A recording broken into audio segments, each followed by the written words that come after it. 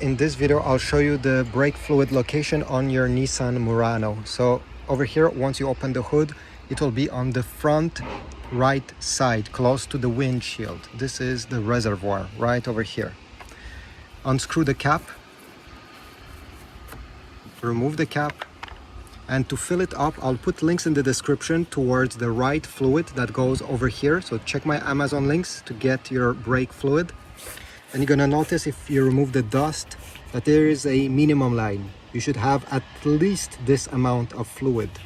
And you also have a maximum line right over here. Never overfill it. You see how it is right now? This is great. Keep it at this level. Once you are done, take the cap, place it, and you see there is a close arrow. Well, turn it in that direction, clockwise, and make sure it's tight. You don't want, the cap to be slightly open, because then you're gonna get warning message on your dash and it won't be great. So yeah, close it like this and you will be good to go. Thanks for watching. If you want to support my channel, please take a moment, comment, check my Amazon links, and subscribe. See you in the next video.